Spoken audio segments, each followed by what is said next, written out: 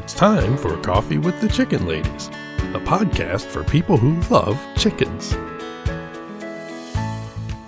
Hey everybody and welcome. It's Chrisie&Holly from Coffee with the Chicken Ladies. This is episode number 5 of our brand new podcast where we talk about everything chicken, family, fun, and more chickens. More chickens. We drink a ton of coffee, but most importantly, we hug our chickens every day. Every day. Wait, is that more important than coffee? I don't know. Don't forget to hug your chicken. Can you believe we've made it through the holidays? We made it through the holidays. Here we are. Well, we're just barely past the holidays. We wanted to give you an episode right after the holidays, but before New Year's. It's like our New Year's episode. It's still part of the holidays, 12 days of Christmas and all. It is. It's when our families are getting together. That's right. So we're like sneaking off to kind of record a little episode for you guys. Did you have a great Christmas? Yeah, Christmas was lovely. It was odd. Just like Thanksgiving, it was odd that it was just Pete and I. Yeah. It's so unusual. But it was super nice. You know, we took care of the animals and we ate and we watched movies and had a lazy, wonderful day. What about you? It was quiet here because I usually have a house full of 10 plus people, maybe like 12 people. So just the 4 of us, we still made the same Thanksgiving dinner. So the cooking was busy, but it was calm. Right. So, I mean, and it was different. You did the same with the Christmas dinner. Christmas the same dinner. size, but... Same size for Christmas. No, my parents did come over for Christmas. Okay. So there's a few more people here, but not big. But Thanksgiving was definitely quiet. So, you know, we made it through. That's the 2020 holidays. We made it through. We made it through. We made it through the holidays. And, I mean, hey, the house still looks like a bomb went off from Christmas stuff. But this is the fun time of the holidays, that week in between when everybody's just kind of like, woohoo, let's stay up till 2, 3 in the morning watching watching like shark movies, Jaws, all that kind of stuff. So, I don't know. I'm ready. Ready for the new year. Definitely ready for the new year. 2 days until New Year's Eve. Yeah. And we decided we're getting together. Well, our households are basically a pod. We've had to, in order for us to keep recording and getting together to work, we've had to form our own pod. And you've gone practically nowhere, and we've gone practically nowhere. Right. We basically have gone to like ordering groceries in, doing a lot of curbside. For the holidays, we took advantage of Cyber Monday and, Black Friday. We ordered most everything for gifts online. Oh, yeah, we're doing the same thing. Curbside pickup everywhere. We tried to stay so that for Christmas we could all be together and we could be with our family on Christmas Day. So we did well with doing that. I'm glad that we're a pod and that we don't have to worry about it. I'm glad that we're a pod as well. We're a good pod. We are a good pod. That we are. And we're going to have a very fun New Year's Eve. We are. And then we're going to have to make resolutions. That's going to be fun. Shall we do our resolutions now? What's your New Year's resolution for 2021, Chris? My New Year's resolution is to be healthy, to be healthier. Healthier, okay. And to laugh at least 100 times a day. I think you've already hit that goal. I think you have. You can't laugh enough. I'm serious. Like, laughing is, the boatload. You got to do it. You got to laugh. All we do when we're together is laugh. Well, that's why we're together all the time. It's so much fun. So, yeah, to laugh at least 100 times a day and to get healthier. How about you? What are you thinking about? I think I need to drink a cup of water for every cup of coffee that I drink. That would be a lot of water. It will be a lot of water. I might have to do that one too. I think just being healthier. I think healthier habits. Yeah, every year I try to say that. I'm like, okay, let's get into healthier habits. And you start off so strong. And then COVID hits and it's all out the window. I was in such a great spot. Pre-COVID. Yes. And then, oh my God, like everything just It's really made us rethink a lot of things just because so many people have underlying physical conditions that make them really susceptible. Yeah. Like, we're heading for middle age. Maybe we're already there. No, we're not there yet. No.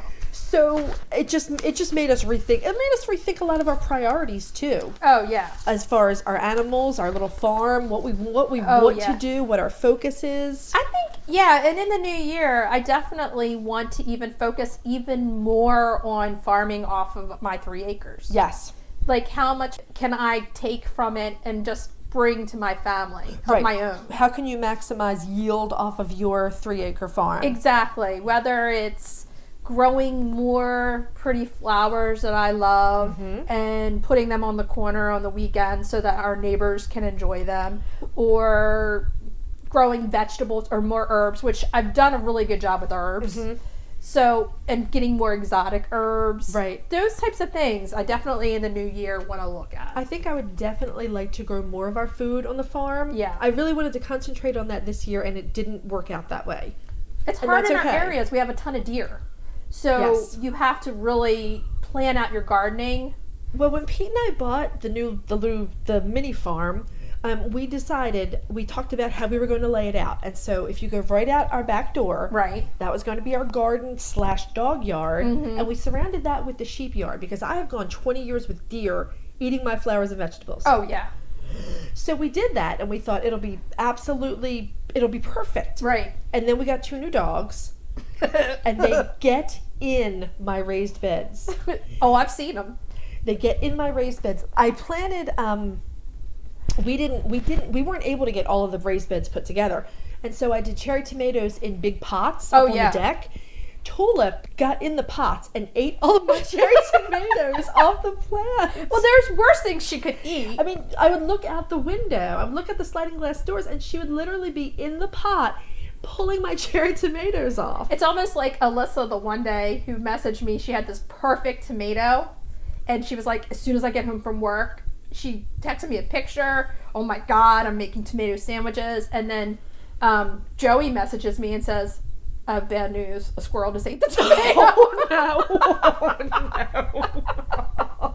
And you're like, oh, that's Yeah. what happens. It's like You need to pick it as soon as you with see strawberries. Yes. You never get a good strawberry. it. Oh, Birds Tulip will- eats the strawberries too. Oh, yeah. I don't need to worry about birds. I have Tulip. Definitely want to work on that this Yes. year. Well, why don't we add a gardening component to some of our shows in the new year? Oh, yeah. I mean, I have a close friend who owns a 10-acre, and part of it is a flower farm. Wonderful. So she's going to come on and talk to us a little bit, so that'll be good. But definitely gardening would be a good. That sounds fabulous. So growing our own food plus growing things for our chickens. That sounds great. Well, that's our podcast resolution for 2021. Yeah, get the gardens up and going, and once we do, we'll show you all the pictures of them. That will be wonderful. So before we go into our breed spotlight, we want to just take a minute to tell you about Iowa Blue Farm. It's a woman-owned, family-run, all-natural chicken treat company in the Midwest. And you know we love to support those woman-owned businesses. We are all about women empowerment, that's for sure. They make 100% American oven-dried black soldier fly grubs for all different kinds of poultry. So if you have chickens like we do, or ducks, or turkeys, or geese, these are the treats for you. They are. They're fantastic. As our winter layers begin laying again, these are a great source of concentrated protein and calcium. Because we want those shells to be nice and hard on those eggs. And with the winter, there's less light, but our winter layers are starting. My barred rocks are laying, so I give them these grubs every day. The girls come running for the blue bag as soon as they see it. That's what we keep saying. This blue bag is like totally evident to them. So a nice protein, calcium enriched snack is the way to go. So if you would like to give these grubs a try, head on over to iowabluefarm.com. You can buy them right on the website, and they're grown with love and shipped with care, and always Free shipping. always free shipping. So let's move on. You ready to Okay. move on? So, breed spotlight. Breed spotlight. This one's favorite to you. Yeah, this is one of my, this is one of the breeds I've had the most of for the longest, the Swedish Flowers. They're absolutely beautiful chickens, and I would say they have a really nice temperament. Yeah. Yeah. I mean, with the name like Swedish Flower, you're expecting a beautiful chicken. I They mean, are beautiful chickens. So on the edges of their feathers, they have little white dots or black dots. Right. And those are the flowers. They are gorgeous. They are and gorgeous. They, from everything that we know about them, they're really hardy little chickens too. They are. They're a landrace breed, which means they self-selected. Right. They were left to range around farms in Sweden. They were on their own. So so they bred naturally. It led to a very, very hardy chicken. They're excellent foragers. Which is their biggest acclimate. They're like the best foragers They out are. there. I will tell you, I currently have 3 Swedish flower hens, 1 Swedish flower cross. She's crossed with a silky of all the crazy combinations. That is a crazy combo. She was an accident born at a friend's house, and the friend gifted me honeysuckle. Then I have Casper, my rooster, is a Swedish flower rooster. And I will tell you, those hens will be across the yard and grabbing bugs out of midair before you can even blink. Yeah, that's one of their main things. They love to get their own bugs. They do. And that's back in the day how they were really treated. Like, hey, here's the land, go live. Right. And, you know, it wasn't until, the 2000s that they came back to the U.S. Yeah, 2010 is when they were first imported. There was a breeding pair imported by Greenfire Farms in Florida. Right. And so all of the Swedish flowers in the United States, I believe all of them came from those original imports at Greenfire Farm. Right. So, I mean, they're fairly new back to the U.S., even though they're a very old chicken breed. They're a very old chicken breed, and it's really interesting as a livestock historian to look at the fact that they were almost extinct in Sweden. So in the United States, a lot of the heritage breeds were going extinct by the mid-20th century. By the 70s, they were in really bad shape. Well, the same thing happened in Sweden with the Swedish flowers. By the 1970s, they were almost extinct. And 70s, weren't we talking about that with the Dominiques also? Yes. The Dominiques that they did these growback, hatchback programs Right, where... the Livestock Conservancy. Yes, so it seemed like the 70s were the time, and we had a whole conversation about this earlier, about times of industrialism, then to naturalism, then industrialism, and then naturalism, and kind of where we are right now. Right, there's that pattern. So from the 1930s up through the 60s, industrial farms got bigger. It was all about the industries. Right, people moved away from the land, there were factories, that sort of thing. And then in the 70s, there was this back to the land movement. That's when Mother Earth magazine started being published. And when people were kind of put under that umbrella of hippies and, Right. it was all about bringing nature back in. And it seems to be, we have boomeranged back to that at this day and age, that we're learning to love the land and love our animals and what they can bring to us and do it naturally, the most natural way we can. So, this chicken is the epitome of that. It is. So there was all this work done in the 1970s to try to conserve this chicken. There were 3 flocks left in Sweden, and people started breeding from there. This is what I like about the chicken. They are beautiful chickens. We They haven't are talked gorgeous. about their appearance yet. The feathers, the markings on the feathers are gorgeous. Like you were saying, the white tip on the end of the flower, the dark tip, is considered the flower of the chicken, basically. And as they get older, they get more and more flowers, which with each molt, they get more flowery. They're beautiful. So they get to be even a prettier chicken than they are. Or do you find them to be good egg layers? They're reasonable egg layers. They're not as good as, say, a leghorn. Right. But probably an average of 3 eggs a week. They're reliable layers, and they lay through the winter. Now, and do you find them to go broody a lot? Because I did, in reading, find that they tend to go broody. In my experience, judging by my own flock and the flock of a friend, I would say they go broody maybe 50% of the time. Okay. So you don't have, do you have one that would go broody definitely every... Honeysuckle goes broody a lot, but she's crossed with a silky. Okay. So she's Swedish flower silky mix, and I'm sure the silkies are such good mamas. So Yeah. they go broody so often. I'm sure that plays into it. None of my other girls have gone broody at this point, though. Again, there's lots of Facebook groups. That's a good place to start doing research if you're interested in the Swedish flower, to find out local breeders to your area, to where you can drive and pick up these chicks. But there's so many really, really pretty colors. They're really beautiful. They haven't been standardized by the American Poultry Association, and for that reason, they're not considered a heritage breed. They're super old. The Livestock Conservancy notes that they haven't been used traditionally in the United States. But they date back as far as 300 years. They're very old breeds. So just they're not definitely in the US. very old. Right, they're definitely very old. It's just not in the United States. So because they're not recognized by the American Poultry Association, there's this huge range of colors. There's almost anything goes. Some of the breed groups are trying to standardize some of their appearance. Right. The snow leopard, the big time snow The snow leopard. which is beautiful. I personally... Which is red. It is red. It is. It's a light red. I was like beautiful. amazed to see the picture. I'm thinking snow leopard, Right. like white, Right. and I'm like, wait a minute, this chicken's red. It's a pretty color. I prefer the black-based Swedish flowers. I think they're absolutely beautiful. Well, the white and the red, they all kind of, and the black play off of each other, They and you do. have a really bright chicken. The other thing that I wanted to bring up is you have a mixed flock. I do. But the one thing that you've kind of had as a concern of them is that they don't do great amongst their chicken sisters or brothers. They're always the bullies. They're always my bullies. They're super sweet with people. Like, if I'm cleaning the coop, Pansy and Petunia are always under my feet. Right. They're scratching through the bucket that I'm scraping into. They're always there with me. Bluebell, not so much. She's a little more aloof. She did not come from the same place. They came originally from Southern Virginia Poultry. And Bluebell, I believe, was from a hatchery. She was gifted to me along with Dolly the Dominique. And Bluebell's absolutely stunning. She is white and blue. She's a blue Swedish flower. But she's a terrible bully. She's awful. I mean, I have Drusilla and Anastasia, which we are more commonly known as stepsisters. Right. They're cuckoo Morants, and I have the same thing.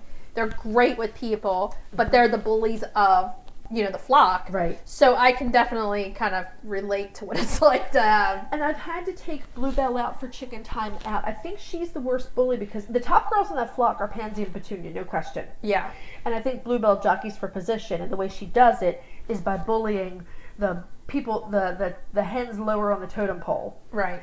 So they're reasonably cold hardy too, so I don't worry about them so much in winter. They're a good sized chicken. They're considered a large breed. Right. Some of them, because they're land race, their comb and wattle varies. But they're single comb. They're single comb. Which again, it's just keep an eye on in the wintertime, Casper, just to make when we had that polar vortex where Ricardo Montalban lost all the points on his comb, Casper did lose a couple of points on his comb. Yeah, so again, just be careful with single combs in the winter. Watch for frostbite. And watch for the frostbite on there. And that's where we say, again, occasionally when you have a really cold spell, that the safe heaters that are made for coops can work in your advantage. So if you keep roosters, I think a lot of people don't subscribe to heaters, and I think that's because they don't keep roosters. Because there's no way you can have a rooster in a climate that gets cold and not see the damage that frigid temperatures can do. I think there's a definite, mark on it, like fire heater. Right. So now that there are safe options, yes, it is time to kind of reevaluate the whole situation. As if there's a safe option, then I'm willing to look into it. Right. We're probably going to talk about this a lot during the winter, just because because it's air every day. It's freezing. Right, and there's technology there to make your birds more comfortable. Again, you're not actually heating your coop. You're just raising the temperature enough just to keep the combs and wattles and feet safe. And you never want to have your coop so warm that when the birds come out in the morning, they freeze. They can't acclimate. Or if you lose power, that their bodies are too acclimated to a very warm coop. Right. So it's just enough to be above freezing. Right. So that things don't freeze on them. But, that's just, a little side note. It is. With all of them, just keep an eye on the combs and wattles. Another definitely. really cool thing with the appearance of the Swedish flowers, and this is probably because they're a land race and they haven't been standardized. Some of them are crested and some of them are not. Wow. So the breed carries a gene for a crest. That's pretty cool. Right, and the crested birds are super cute. Little puff on top of Yeah. their head. I love the ones with the crest. They're adorable. They have a different look to them. They do. They're just, I don't know what it is. They have this little sassy, no matter what kind of chicken they are, they're just like, oh yes, I am so sophisticated. Don't you see my crown? It's like the crest on my head. They also lay lovely eggs. Most of mine lay a sort of cream colored egg. Oh, nice. And it looks beautiful, especially if you put it in with blues and greens. It really sets off those colors. Bluebell she's the blue and white Swedish flower. She does lay a white egg, but I think in general you tend to get a creamy egg. Mm-hmm. Awesome. Mm-hmm. Yeah. So if anybody is interested in this type of chicken, it is worth looking into. A good addition to your flock in many different ways. Yes. You think we're ready to move on, or? I think so. Well, just a note, there are a couple of Facebook groups. It looks like the most active group is the Swedish Flower Hen Club of America. Wow, that's a mouthful. It is. Look them up and join. They're a really good group, and they give you a lot of advice for breeding and genetics and just general care. What to look out for with this breed. Exactly, because every chicken breed has a few little nooks and crannies that you gotta deal with. So that's a very good point. So what we wanted to talk about for our main topic this week is free ranging in the winter or whenever. And the thing about free ranging in the winter, we're going to say, is that's when you're going to have your height of your predators. Right. They're looking for food, and you don't have as much cover.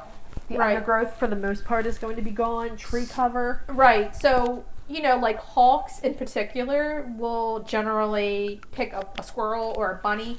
And some of them, if it's really cold, aren't out. They're hibernating. They're, not out. So chickens, that's when I tend to really see. We have a hawk, a few of them that come and they'll sit and watch. Mm-hmm. So, we can't let them out unsupervised. But, I mean, that's always the safest way to free range is to give them an hour or two. Right. Supervised. Try to take that out of the day if you can. It's hard. It definitely is. But it's so relaxing to just be able to sit and watch your flock. I sit there and then they all end up jumping on my chair or I love watching them do their dust baths. They do come to visit though. I call it my Zen time. Mm-hmm. Yeah. It's really calming and I'm like in that moment and you kind of forget about other things in your life that are worrisome. Yes. It's good for the psyche. It really is. I think it's very relaxing. It probably brings your blood pressure down. I take my pictures then. Yeah. I take a cup of coffee out there. Yeah. It's definitely a relaxing time. And aerial threats in the winter are huge. They are huge. And we are in a very, very hawk-heavy area. It might be one of the number one predator problems for chicken keepers in this area in the wintertime. Our farm is surrounded by woods. So we see hawks all day long. Yeah. And my roosters are so good at sounding the alarm when they see hawk. Actually, a couple of the hens do it too. Yeah. But my roosters are incredibly good at sounding the alarm. Do you remember when a hawk got into one of my yards? I was just going to say that. I remember you calling me and telling me what happened. And then he was like cornered. So long story short, I went out to put some mail in the mailbox and I noticed a commotion in one of our yards and I looked over and I saw what I thought was Blanche Dubois flying. And I thought, how is Blanche flying so high? Yeah. Because our runs are actually big yards. Right. They're like 28 by 28. Right. And they're put up with 7-foot high T-posts because my husband is so tall. 8-foot high T-posts, I'm sorry. So it makes the wall 7 feet. And we have very strong deer hawk netting on the top. So I thought I saw Blanche Dubois flying, and then reality shifted, and I realized that what I saw was a hawk flying around in the yard. Yeah, that's not fun. No, and so I ran over there, and I called Pete on the telephone. Get out here! Get out here and bring gloves. And he maybe ran out the door with a pair of dishwashing gloves. Anyway, what the heck's that going to do for you? I was kind of scared of the hawk because Ricardo again is the size of a turkey. Let's back up to the dish gloves. He then changed right into leather gloves. No, he did not change. What I had him do was hold the door open and keep the chickens from running out. Okay. We were trying to get the hawk out. Right. It looks like the hawk got in under there was sort of a space that had opened up under the back fence, which we closed.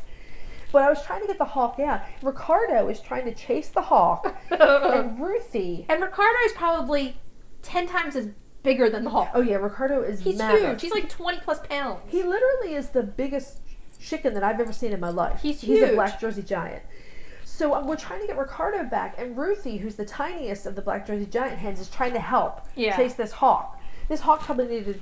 Didn't you say he was little too? Valium. It was a small hawk. I'm not sure what the breed was. Maybe a Cooper's hawk. Yeah. So anyway, eventually we ushered the hawk out and we got that back closed in. It was a revelation to me that a hawk would get down on ground level and squeeze in that way. And try. And that's I do that a lot where I walk around the coop. Check perimeter. And check the perimeter. Yep. Now, because ours we fanned out three or 4 feet and then buried them. Right. So I still walk around and see if something's trying to dig. Yeah. Usually when I'm on the phone with you and we're Often. talking. Yeah, every day. And I'm like walking around and I'm just like, okay, yeah. Check for weak spots. We have to do that with the sheep fencing as well. Yeah. So, I mean, that's a good idea. And that's why we're saying, like, especially winter time. Another main predator in the winter are fox. Oh, yeah. I have been a victim twice of fox attacks. They were, one was a chicken somehow got out. Right. Do not know how she got out. Right. And was just that quick. Yeah. Within. They're fast when. Yeah. That quick. Mm-hmm. And the other was that I had Pearl and Olive in the baby cage, which is still 10 by 5 feet. Right. And a fox grabbed her and pulled her to the side. Yeah. So that was in the winter. That is when they are... They're looking for food, especially in the early spring. The foxes have their kits, and they're looking for food. And the birds are less. They'll go after birds. They'll go after squirrels. Anytime that you don't have those little small animals for them to go after, they're going to come and try to get your chickens. Right. Like, no questions asked. They're going to do that. We do have coyote in this area, and I know there are sometimes livestock losses, including chickens. We've had some in our neighborhood. Yeah, we've had them around here as well. I hear them at night sometimes. And the thing about coyotes, I haven't witnessed this, but I've been told that they can clear a 7-foot fence. They can jump. It's amazing how high they can jump. Fox can jump too, and I've read that fox can clear up to 5 or 6. They climb. Yeah. They Yeah, can definitely they can clear, yes. I mean, so that's why we definitely, our runs are enclosed completely. Now, we have some options if you want to go in for a little while. Chicken channels. Like, I love the chicken channels. I would like a whole network of chicken yeah, channels. if you have some put together where they're in there, now you still have to be looking because they're netted also. Right. They're usually, I've seen them make it made of chicken wire. So they look like a half circle tunnel. Yeah, I've seen them on a chicken wire. I've seen them like fabric netted, which aren't as safe because something can rip through at that point. But it might stop a hawk for a little while. It might. But it's not going to keep out a fox or even a domestic dog. And it might be good just for playing purposes. Right. Even if you're sitting out there with them, it gives them somewhere different. That's true. To go. The other thing we looked into was electrified chicken fencing. Yeah, I want to use this. Where our chicken yards are on the side of our property, we're about to enclose that area for sheep fencing. Right. But I'd still like, we have so many wooded patches through there. I would feel better if, even if I'm sitting with the girls, if I had the electrified netting to say stop a fox that just pops right out of the woods there. Yeah. It's for their security and to give me a little help with wrangling them. Oh, yeah. I mean, so that's always an option. Another option, which this is what I'm going to throw out there, send your kids out there. I don't have those. So it's me or it's Pete. I say to the girls, go get bundled up and, Hey, when does Sophia start driving? Because maybe they can come over and they can range. I'm sending them over to your house. How much do you charge for chicken free range babysitters? I should probably come up with an hourly rate. They could have a whole business. They could travel around. Right? We'll watch your chickens for you. That could be a good business. Safe free ranging of your chickens. Hey, that could be one. It could. So, yeah, no, I send them out there and then, they sit and talk. It gives them some quiet time together. And then they argue and tell each other. Well, they're sisters. Yeah. Yes. But then one says, you're only watching 2 chickens. I'm watching 13. You're only watching... goodness. Yeah. So, but to have them out there, it has commotion. It makes causes for commotion. Right. It keeps predators away. Sure. I mean, I've been sitting out there and a fox comes almost right up to us. Yes. So when you walk away, it's going to happen. Exactly. And that's why I think I would feel better with some electrified netting. Just around the perimeters. Right. Just to stop. It's just more security for my peace of mind. But that's kind of what we wanted to talk about, was just kind of getting out there and giving some other little options. If you guys have any other ideas, please message us, email us. We would love to hear them. This is just kind of some stuff that we do. The other thing that we wrote was that raccoons. I know a couple of other people right in this area have had a lot of predator losses to raccoons. Yeah, and along with all these animals, except for the hawk, dusk and dawn. Right. Those are not times of free range. Although foxes, that could happen any time of the day. Yeah, I mean, they're mostly... Okay, so we had the family of 8. Well, The mama fox. 8 kits and the She had parents. 8 kits? Yes. Holy moly. Underneath our neighbor's shed. And the father was the one who got Olive. Okay. So when they have those kits, they feed them morning and night. Right. I mean, we were sitting out there and watched this fox leave and come back with a dead squirrel. Right. Like twice a day, or a bunny or something. So dawn and dusk is a lot of when they hunt. That's definitely when the raccoons come around for the most part. Right.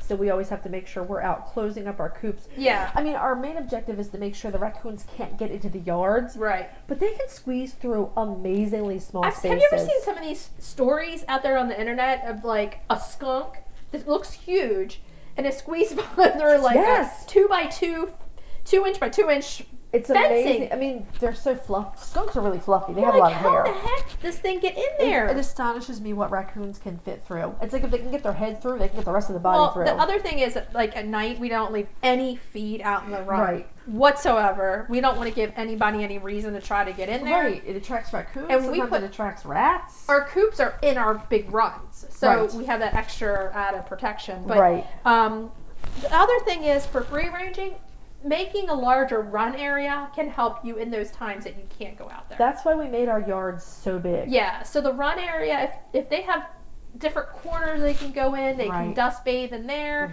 they can do different things, you're not going to feel as bad about not being able to give them an hour a day Exactly. to go out. And they really enjoy coming out, but they really enjoy being with us too. Yes, they do. So that human content, you know, like the Sometimes human, I'm just in the run with them. I go in the run And sit. and just sit in there, and they'll come up, they'll sit on my lap, Yes. sometimes they run, whatever. Nothing makes me feel Nothing makes me feel more content than when a chicken falls asleep in my lap. Oh yeah. I love it. Buttercup does it all the time with me. And she loves it when the sun hits at a certain angle, she just falls asleep. Aw. So should we move on to cracking the eggs? We can crack the eggs. Crack the eggs. It's our last crack in the eggs of 2020. Oh my god, I can't believe this. Cracking the eggs has turned into one of my favorites because Every segment is our favorite. Have you noticed that? We love every chicken. We love every segment of our podcast. But we're just happy. So cracking the eggs this week is a recipe that you use. It's the Flourless chocolate cake. It's rather elegant, but it's a pretty easy thing to make. It can be gluten and dairy free. And Depending we'll on be your enjoying ingredients. it. So And when we put our recipes for cracking the eggs on our website, I always include the gluten and dairy free options. yeah. So it uses a lot of eggs. It's a super rich 1-layer chocolate cake. It's flourless, as the name says. Super dense. You essentially melt chocolate and butter together. You add your sugar and eggs. You can put espresso powder in there Which we would certain do. people, right? You need some coffee in there. But you can also dress this up. You can add liqueur. You can add whiskey or whatever booze floats your boat. So you can make it your own, which Yes. is always fun in recipes, adding your little twist to it. You can also add boost if you make whipped cream to go along with it. Oh my god. And then put a little peppermint extract in it. Sure, you can do that too. It would be so good. I mean, I love these recipes that you can play with. You can kind of have fun. You can get together with your best friend like we do. Right. This And will be our New bake. Year's Eve dessert. I know. This is good. I can't wait. I cannot wait. So it's going to definitely be a really good kind of for a party recipe. It is. It's very elegant. I mean, you could even save this recipe for, say, Valentine's Day if you have a chocoholic that you want to make something special for. The only concern is the amount of eggs, but... You mean if you don't have someone who has started laying again yet? Yeah. I was amazed. Remember we were talking about Dominique's in episode 3? Yeah. My Dolly has started laying already. It's like she knew we were bragging about her. Yeah. So she started laying again. So, yeah, Poppy and Penny are laying, and they're at the end of their molt. The barred rocks. Yes. And you were curious about when they would start. Yes. So I'm getting like 2 of their large eggs every other day. Okay. Which I'll take right now. Absolutely. Because the other 5 are still laying pullet eggs. Oh, really? They're small. So it's like with baking, you know, I'm trying to guesstimate, and I kind of looked it up as like 3 small eggs equals 1 large egg for a recipe, basically. I would do 2 small. You think this two? is just me. I would do 2 small eggs for 1 large egg. I have noticed over the past 20 years that what we used to call a large, if you buy large eggs in the supermarket now, they're bigger than what a large egg was 20 years ago. Oh yeah, everything's bigger now. Right? So I find that the average size egg from your average egg layer is usually large, not as big as a buff egg. So I'm either getting pullet eggs Uh-huh. or Gigantic buff eggs. gigantic extra larges, which I use to bake, but I'm not getting like a ton of them right now. Right. I would go with 2 pullet eggs. This is just my opinion. And when I I would do 2 pullet when I eggs give for one eggs large. away, I'm giving 1.5 dozen out because they're so small. Oh my goodness. Like 1.5 dozen small ones is about 1 dozen like regular size. Okay. Yeah. So I mean they're small. So I'm like, come on, girl, start producing And some these are your larger eggs. lavenders. The lavenders they'll- and Gertie. Well, we don't. Okay, Gertie. Gertie is a superstar. She's like supermodel chicken. Gertie has been painted. She's been the subject of a painting. Oh my God, I love that painting from Chicken Picasso on Instagram. Love it. It's amazing. She does really, really pretty Gertie watercolors. is the mystery of all chickens. She's supposed to be an olive egger, but she lays a light brown egg, and she looks like a well summer. Yep, I think that's what she is. Okay. But it was the mystery of when she laid the egg, what color it would be. Right. And that was not what it was supposed to be of any of our guesses. Well, what we know is it's not an olive egg. It's not an olive egg, and it's not a white egg, so she's not a brown leghorn. Right. And it's... Welsumers are supposed to have dark brown eggs. Right. It's a light brown egg. It's a light brown egg. I suppose the genetics of creating olive eggers, I suppose you're going to get the random brown egg layer in there, but she does look like a well summer. She does. So I know we've gotten off the track of the recipe, but with eggs, But we're talking about chickens. you need all these eggs. You do. So I'm pretty sure it's a 6-egg cake, yeah. that's a lot of eggs for a cake. It's a very dense and delicious cake. The more eggs you add to a recipe, so this cake's a 6-egg cake, the more rich something's going It's to be. extremely rich. You don't need a big piece of this unless You're really like a chocoholic. it's like true death by chocolate. Uh-huh. So we have all these little options that you can do. You can make it your own once again. You can put whiskey in it. That would be good. If you do this, send us a picture. We want to see these. We want to see these pictures of the recipes out Decorate your cake for New Year's Eve. there. Do it. Do it. We want to see it. We want to see them. Okay, so this could be my favorite of all time. Retail therapy. You said that for you said that for the December 22nd episode. This is the best retail therapy ever. We're past that now, so we got to get another best ever. We're totally indulging ourselves with this episode. This is, I'm serious, it's the best retail therapy ever. Okay, so retail therapy is Chicken booze. Not booze for your not chickens. booze for chickens, booze for you. With chicken labels. There we go. Yeah, I mean, can you get much better than drinking a bottle of wine that has a chicken on the label? We do know this is a stretch, but how many of you out there have bought wine because there's a chicken on the label? I'm raising my hand yeah, right me too. now. Me too. More than once.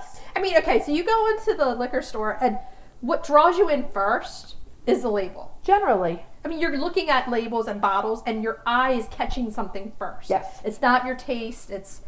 Does it look appealing to you? Joe and I, we've been out to Napa Valley, and all about wine is look, feel. The wines do taste good, but it's all about all the other experience. stuff. Yes. So when you walk down in that store, and all of a sudden you walk past a bottle of wine that has a chicken on it, I might pick it up and buy it. I might not just might. I'm going to. So one of my this is the first wine that I bought based on the label because it made me laugh and I loved it. This is just like, this is not a top shelf wine. This is a fun, maybe drink at the barbecue wine. Just to put it in perspective, this wine comes in adult-sized juice boxes. And it you also can't go wrong comes with that. in a Magnum.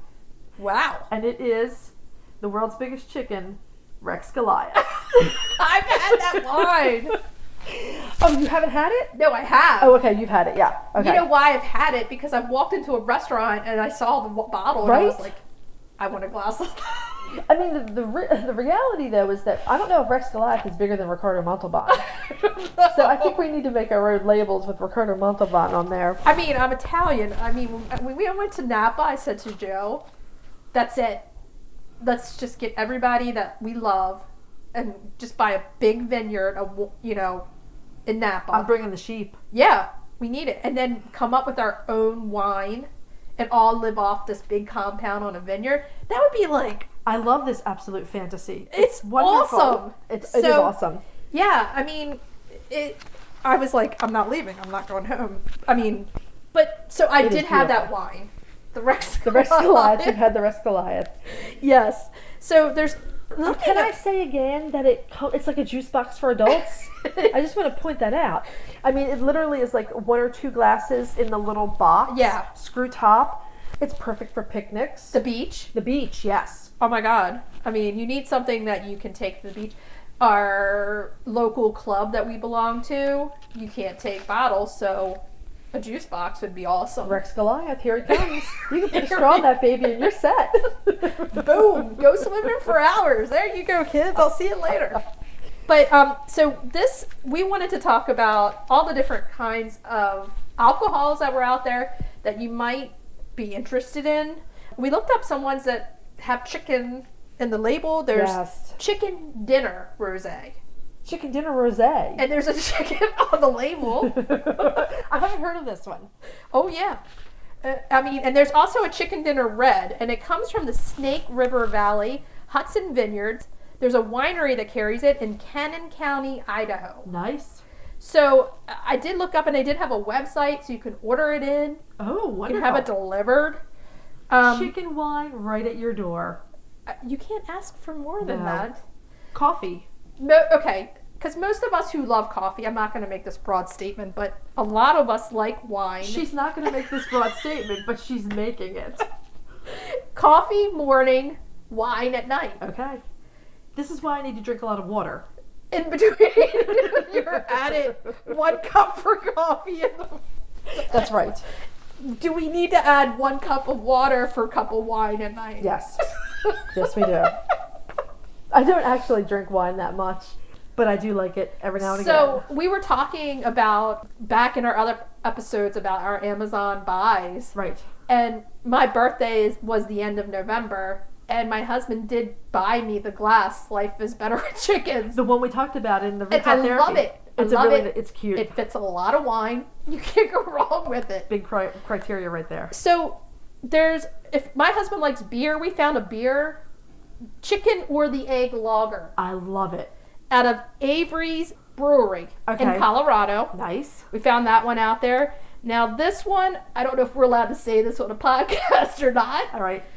But it's the chicken cock. It's a bourbon whiskey. Oh yeah.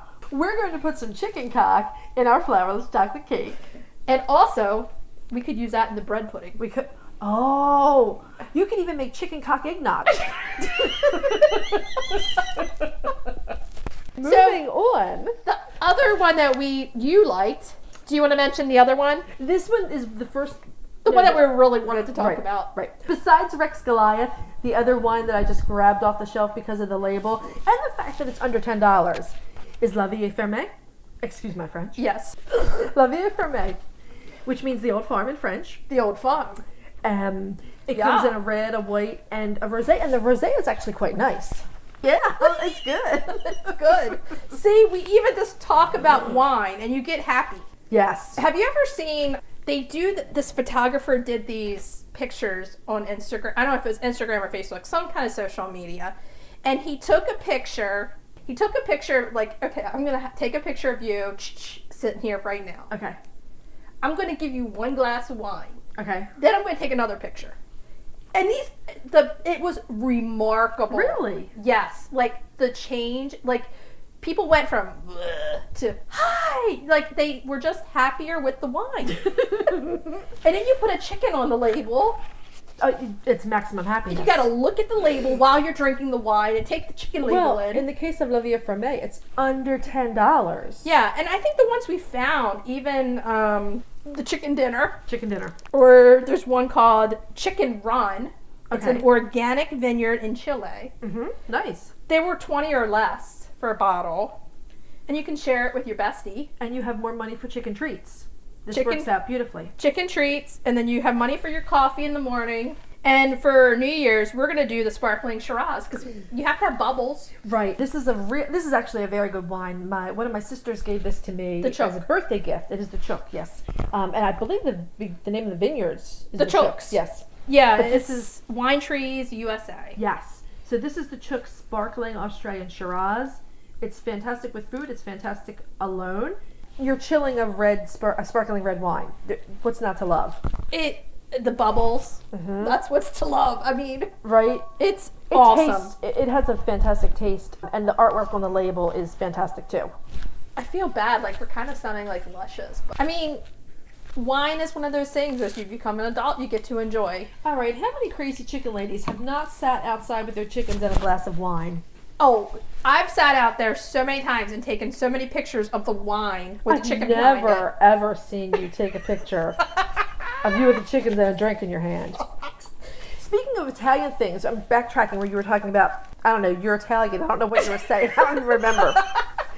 Here's your history fact, because I have to give you some kind of history fact, right? Always about Italians. Right. It'll be one that I don't know, too. Yes, I didn't know this either. Apparently all bottles of Chianti Classico, specifically Chianti Classico, Okay. have a rooster emblem on the bottle. Where?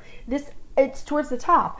This emblem was adopted by the League of Chianti in 1384. That's pretty cool. That's many hundreds of years of roosters. Oh, how many? bottles Those of boys have been out Chianti. there forever. And a bottle of Chianti is a thing of beauty. Yes, it is. How about Swedish? I'm thinking of the other ale. Oh, the beer. British ale, Old Speckled Hen. Old Speckled Hen. Yes. That's a good one, too. And for your wedding, We did have Old Speckled Hen. Now, I'll tell you, neither Pete nor I are beer drinkers. So we picked out some really nice wines for the wedding. We had a great time buying cases of wine for the wedding. But we knew we had some beer drinkers, and we Joe, wanted to, which right, and my husband. brother-in-law, some of my cousins' husbands. We had some beer drinkers coming, and we really wanted to make sure we had some nice beer on hand. But neither one of us drink beer, so we went into a liquor store and we walked around and picked out the beer based on the labels. that's what all of us do. You know what? People who tell you that they don't do this are a bunch of bull. Because everybody, you're walking through, and your eyes first are going to take you to what you want to see. Yeah. You're looking at that label, and I'm telling you, us chicken people, if there's a chicken on anything, We will see the chicken. We will see the chicken, and we will take the chicken. So we did we will. So we did the Speckled Hen Ale. We did an IPA from a local brewer. One with sheep, I thought. We did do the sheep. That was Black Sheep. It might have been another It was ale, a Black dark Sheep ale. lager, though. Okay. I think it was dark. Wasn't it a darker lager? I didn't drink it. I'm not I think Joe did. Okay. But it was supposed to be very good. Black Yeah. Sheep. And then the final one was Farmhand IPA from Winridge in Pennsylvania. Winridge is one of my favorite. They brew beer and ciders. Their ciders are amazing. That's how I know them. We drink those ciders together. Yes, the cider's now, delicious. The ciders there, they don't have chickens on the label, but Winridge is their black cherry ciders. Did I just get a margarita cider? Oh, I haven't seen that one. Yeah, they have, and they're seasonal, so it's what's in season Right. is what you get because it's a local, just over the line in PA. Right. So they're one that I love too. You can't go wrong. Well, This is why this is one of my most favorite retail therapies because chickens plus wine equals happiness. they do. And then you hug them and squeeze them once you have a glass of wine. You're like, oh! Coffee in the morning, wine at night, chickens all day. Right. And then for this year, one glass of water in between each order. I think it's a good idea. I think Can't it get would be an excellent dehydrated. idea to keep hydrated through all these different drinks. I think that we are suitably boozed up. I mean, we're totally coffee with the chicken ladies, but, you know, we did our bread pudding with the whiskey, and now we've got all kinds of booze for New Year's Eve. That's what we're going to be doing. Yeah, I mean, we're set. And a glass of wine, sparkling wine, when 2020 is over. Oh my God, that's going to feel so good. And so our next show, we're going to be nice and relaxed for our next show. Our first podcast of 2021 will Woohoo! be January 5th. Yay. And we say each episode is going to be super fun. You We know, try to be fun. Yeah. And we really don't try. That's just us. That's just us. I mean, like I said, 100 laughs a day. That's what I need. I still think you're way over 100 laughs a day. So our January 5th episode, we're going to be talking about cochins. Yay! The ever popular cochins. They're such a cute little chicken. Right, all the way they really around. are. Can't wait to talk about Or them. big chicken. They're big, little, Yeah. all different sizes. Can't wait. So our main topic is going to be chicken treats and winter nutrition.